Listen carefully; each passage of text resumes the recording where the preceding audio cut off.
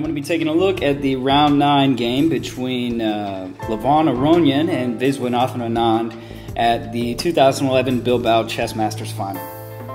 So Aronian here was he was trying to catch up to Ivancuk's lead and put some pressure on him towards the end of the tournament. So this was a really critical game against the current world champion Anand. So he played a pretty cool line here. You know, Anand, he takes this pretty standard stuff. And after bishop b4, just bishop takes c4. And so Aronian is sacking the e4 pawn. Now he castles. And so black here, if he plays takes, this is going to be incredibly dangerous because white is already up a lot of time. And if black is going to go, you know, snatch another pawn, white's got, you know, just the simple rook b1. And white is, you know, the rook is ready to jam on the third rank. And not to mention, I mean, bishop g5 with the idea of rook directly to c1. White's going to have great compensation for the two sacrifice pawns. So instead, Anand, he's not feeling so crazy. He just plays knight f6.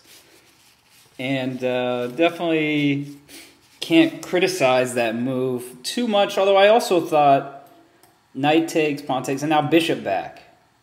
This kind of made more sense to me because, you know, okay, the d-pawn's not isolated anymore, but, you know, the bishop is doing a good job, maybe, you know, help protect the king in the future.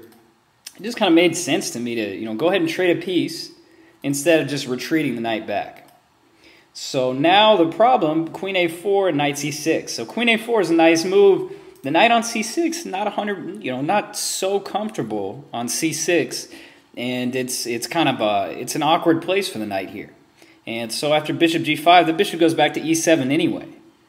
And just a simple trade, now d5.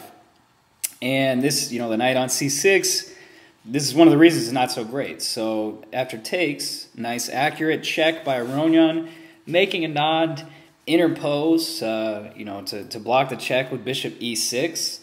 And so now just simply bishop takes d5. And Aronian, you know, he stacked a pawn here, but, you know, he's got a very sizable lead in development, and he's got a very strong initiative. So after castles, nice exchange, and instead of just, you know, being greedy and grabbing the pawn here, the pawn on e6 is really going to be a static weakness. It's probably not going anywhere for a while. It's just going to be extremely tough to defend that pawn. And so Aronian, instead, you know, rook d1, and queen e8 was kind of a weird move. But I think the reason was if queen e7, maybe white has got some knight d5 ideas. And, you know, just harassing the queen. Say something like this. Maybe knight to f4 is possible. Either way, you know, Anand wasn't feeling it. So he just played queen e8, which is a little strange, but it makes sense. And so now after knight e4... Anand plays queen e7 because he wants to watch the, you know, knight to c5 would be putting a lot of pressure on b7 and e6. So now queen b3, just eyeing those two pawns.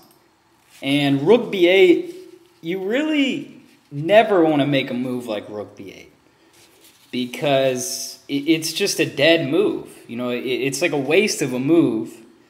I mean, yeah, he had to defend the pawn. And Anand didn't want to create weaknesses on his light square complex here. And also, putting the pawns on dark squares, got a dark squared bishop, doesn't make a lot of sense.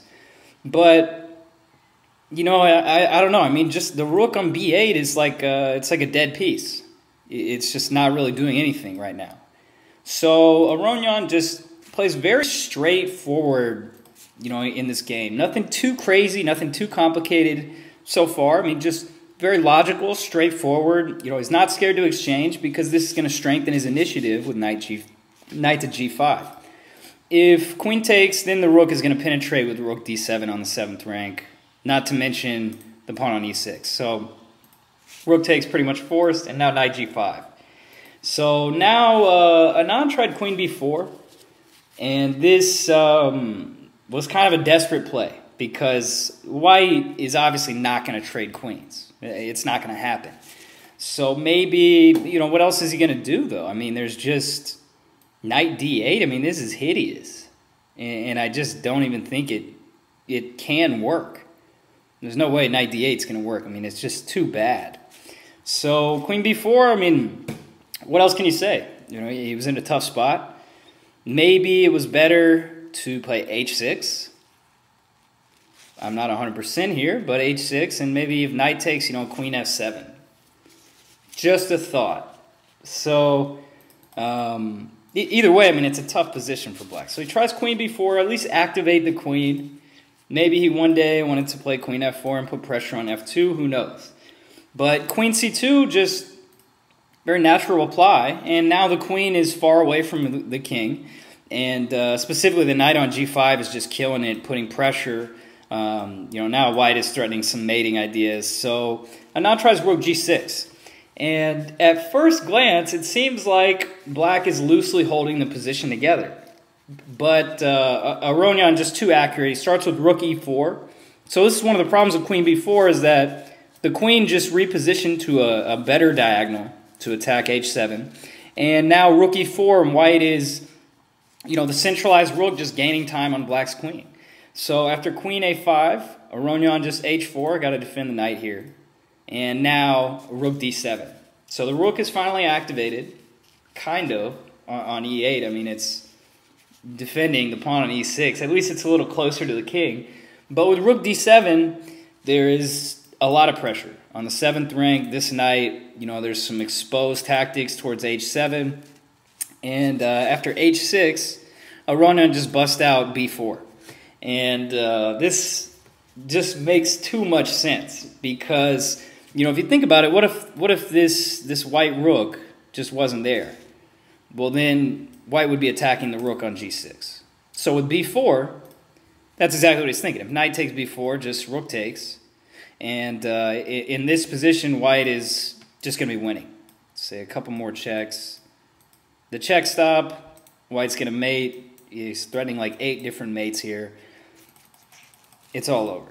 So knight takes b4, not going to work. Maybe queen b5, seems like the same thing, just a4, and trying to kick the queen off. The attack for white is just too strong. It's just too strong. I mean, if the queen goes off, who knows? I mean, maybe just rook f4, for example. Just open this up. And with this rook on the 7th rank, it's not looking good for black. So b4 was a nice move. And after Anand, he tried queen f5. And when I was watching the game, I thought, okay, queen f5, maybe black is somehow holding this together, as ugly as it looks. And Aronian, he just bust out rook takes e6, and that's it. Anand just resigned. So a really cool game by Levon Aronian. Just, you know, there's no defense here. How many pieces can black have hanging at one time? If rook takes, well, the queen's hanging, you know, so that's pretty basic. And queen takes c2, rook takes e8 is mate. So I think the best option was queen takes. And after a few exchanges, white is winning. I mean, he's got a queen for a rook and a knight. And he's also going to be picking up some pawns on the queen side with a lot of pressure on the 7th rank. So, you know, he's definitely winning, but Anand, he could have tried to keep playing. You know, he definitely could have tried to keep going, but he was probably a little disheartened. He's had a real tough tournament so far. And it's understandable. We want to save his energy and try to come back in round 10. So a really cool game by Aronian. Anand, he had a tough tournament, but you know, what are you going to do? And Aronian was actually unable to come back in the 10th round to battle for first place. So a great game by Aronian either way. This is Will Stewart from OnlineChessLessons.net, and thanks for tuning in.